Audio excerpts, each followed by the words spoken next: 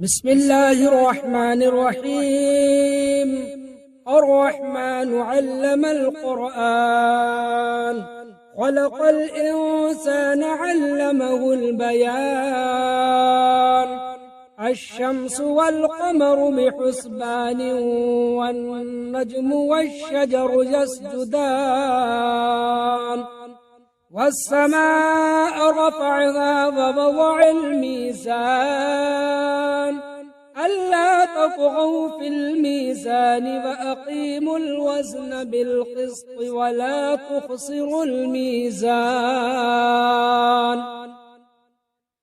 والأرض وضعها للأنام، فيها فاكهة والنخل ذات الأكمام، والحب ذو العصف والريحان. فبأي آلاء ربكما تكذبان؟ خلق الإنسان من صلصال كالفخار، وخلق الجان من مارج من نار. فبأي آلاء ربكما تكذبان؟ رب المشرقين ورب المغربين، فبأي آلاء ربكما تكذبان؟ مرج البحرين يلتقيان، بينهما برزخ لا يبغيان. فبأي آلاء ربكما تكذبان؟ يخرج منهما اللؤلؤ والمرجان، فبأي آلاء ربكما تكذبان؟ وله الجوار المنشآت في البحر كالأعلام، فبأي آلاء ربكما تكذبان؟ كل من عليها فان، ويبقى وجه ربك ذو الجلال والإكرام. فبأي آلاء ربكما تكذبان؟ يسأله من في السماوات والأرض، كل يوم هو في شأن. فبأي آلاء ربكما تكذبان؟ سنفرغ لكم أيها الثقلان، فبأي آلاء ربكما تكذبان؟ يا معشر الجن والإنس إن استطعتم أن تنفذوا من أقطار السماوات والأرض، فانفذوا لا تنفذون إلا بسلطان. فبأي آلاء ربكما تكذبان؟ يرسل عليكما شواظ من نار ونحاس فلا تنتصران. فبأي آلاء ربكما تكذبان؟ فإذا انشقت السماء فكانت وردة كالدهان. فبأي آلاء ربكما تكذبان؟ فيومئذ لا يسأل عن ذنبه إنس فبأي آلاء ربكما تكذبان يعرف المجرمون بسيماهم فيؤخذ بالنواصي والأقدام فبأي آلاء ربكما تكذبان هذه جهنم التي يكذب بها المجرمون يطوفون بينها وبين حميم آن فبأي آلاء ربكما تكذبان ولمن خاف مقام ربه جنتان فبأي آلاء ربكما تكذبان ذواتا أفنان فبأي آلاء ربكما تكذبان فيهما عينان تجريان فبأي آلاء ربكما تكذبان فيهما من كل فاكهة زوجان فبأي آلاء ربكما تكذبان متكئين على فرش بطائنها من استبرق وجنى الجنتين دان فبأي آلاء ربكما تكذبان فيهن قاصرات الطرف لم يطمثهن إنس قبلهم ولا جان فبأي آلاء ربكما تكذبان كأنهن الياقوت والمرجان فبأي آلاء ربكما تكذبان هل جزاء الإحسان إلا الإحسان فبأي آلاء ربكما تكذبان ومن دونهما جنتان فبأي آلاء ربكما تكذبان مدهامتان فبأي آلاء ربكما تكذبان فيهما عينان ضاختان فبأي آلاء ربكما تكذبان فيهما فاكهة ونخل ورمان فبأي آلاء ربكما تكذبان فيهن خيرات حسان فبأي آلاء ربكما تكذبان حور مقصورات في الخيام فبأي آلاء ربكما تكذبان لم يطمثهن إنس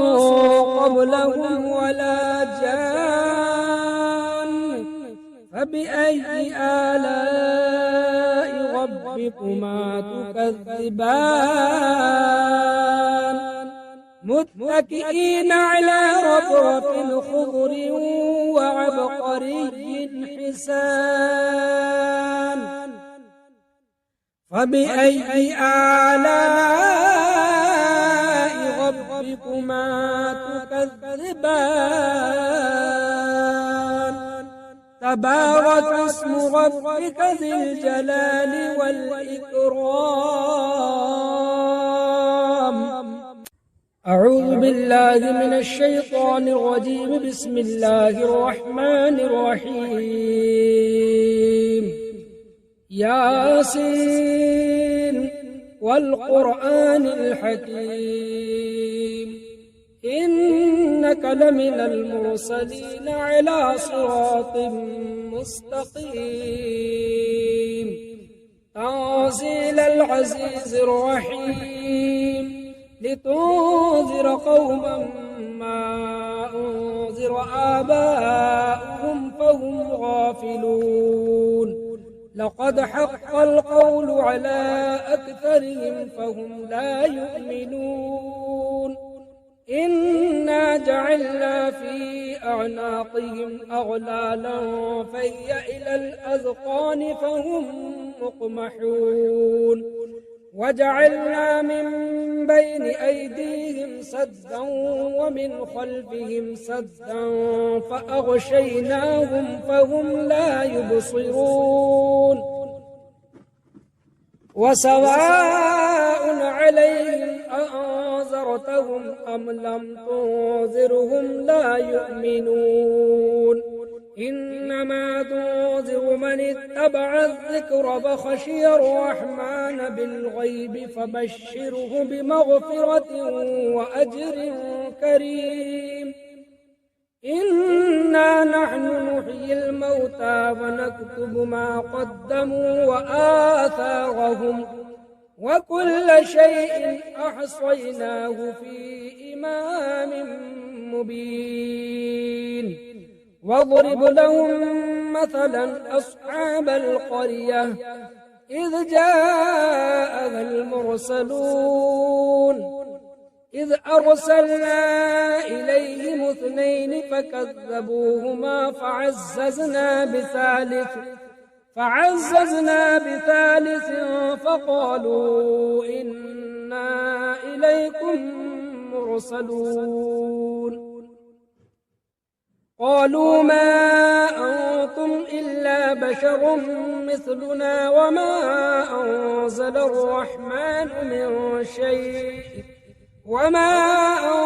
الرحمن من شيء إن أنتم إلا تكذبون قالوا ربنا يعلم إنا إليكم لمرسلون وما علينا إلا البلاغ المبين قالوا إنا تطيرنا بكم لئن لم تنتهوا لنرجمنكم وليمسنكم منا عذاب أليم قالوا طائركم معكم أئن ذكرتم بل أنتم قوم مسرفون وجاء من أقصى المدينة رجل يسعى قال يا قوم اتبعوا المرسلين اتبعوا من لا يسألكم أجرا وهم مهتدون وما لي لا أعبد الذي فطرني وإليه ترجعون أأتخذ من دونه آلهة إن يردني الرحمن بضر لا تغن عني شفاعتهم شيئا ولا ينقذون إني إذا لفي ضلال مبين إني آمنت بربكم فاسمعون قيل ادخل الجنة قال يا ليت قومي يعلمون بما غفر لي ربي وجعلني من المكرمين وما أرسلنا على قومه من بعده من جند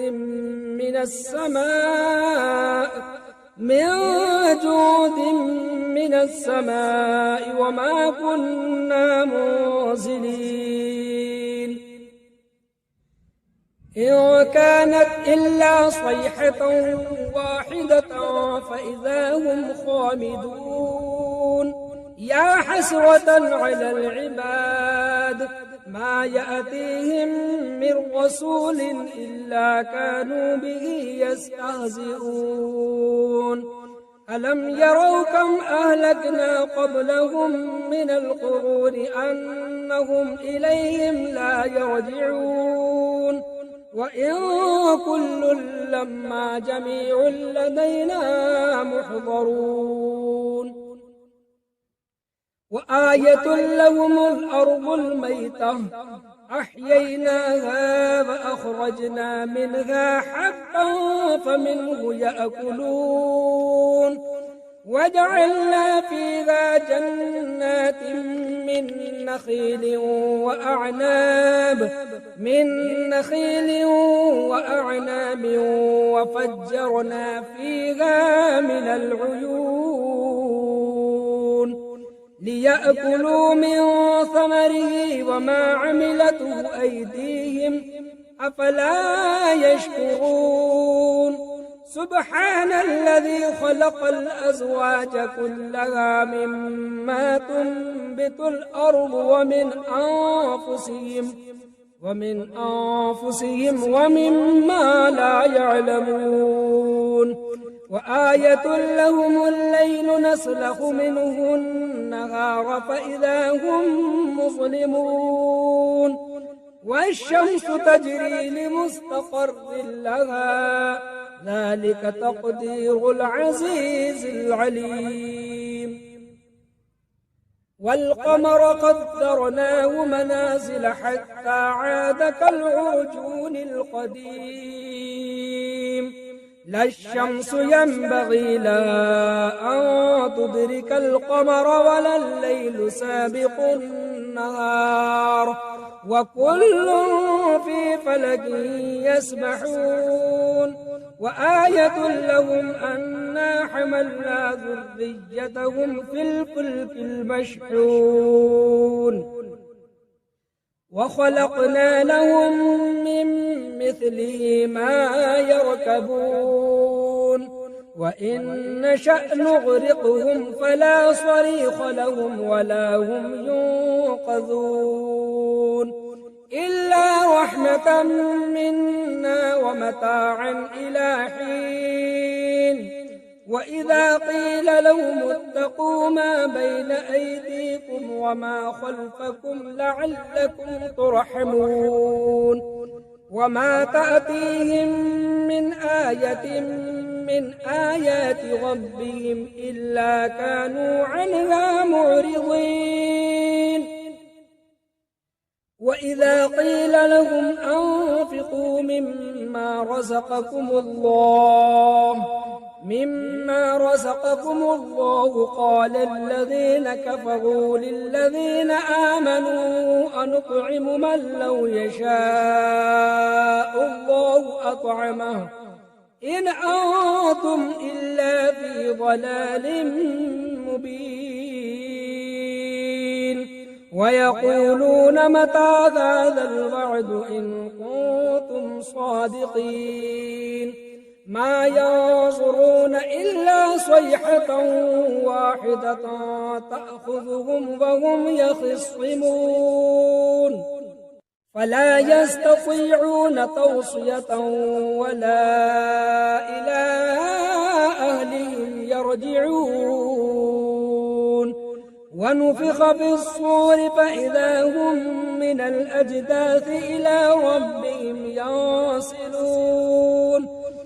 قالوا يا ويلنا من بعثنا من مرقدنا هذا ما وعد الرحمن وصدق المرسلون إن كانت إلا صيحة واحدة فإذا هم جميع لدينا محضرون فاليوم لا تظلم نفس شيئا ولا تجزون إلا ما كنتم تعملون إن أصحاب الجنة اليوم في شغل فاكهون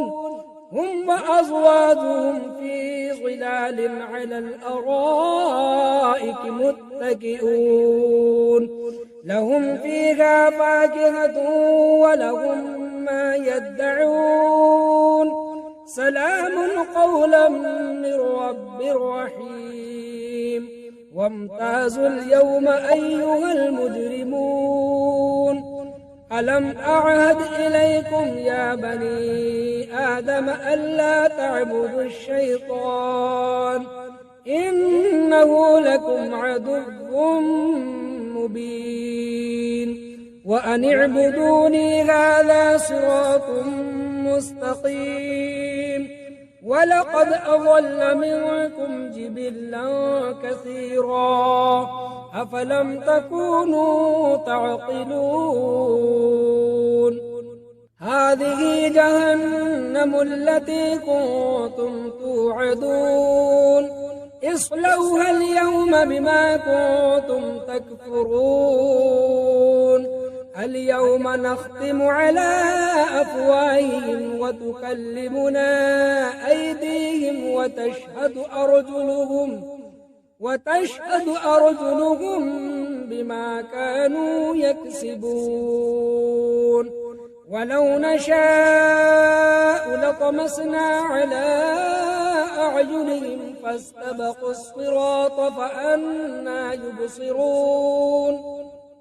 ولو نشاء لمسخناهم على مكانتهم فما استطاعوا مضيا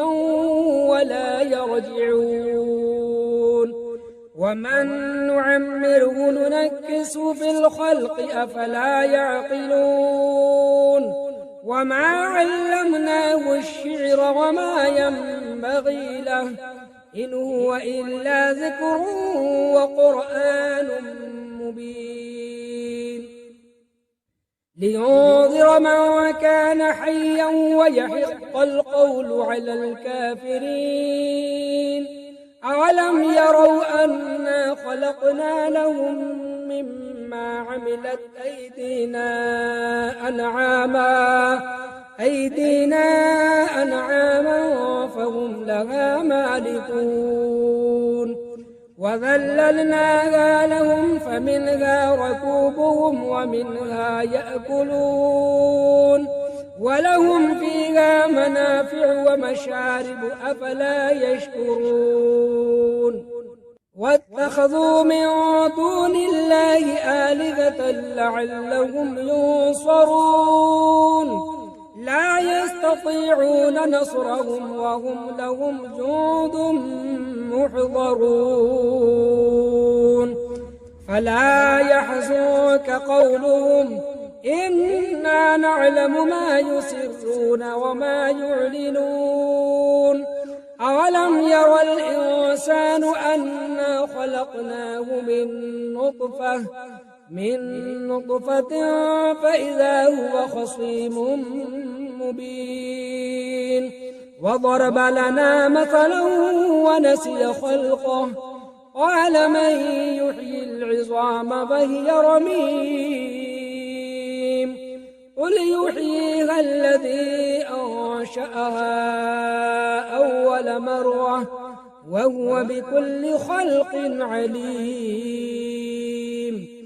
الذي جعل لكم من الشجر الأخضر نارا فإذا أنتم منه توقدون أوليس الذي خلق السماوات والأرض بقادر على أن يخلق مثلهم بلى وهو الخلاق العليم إنما أمره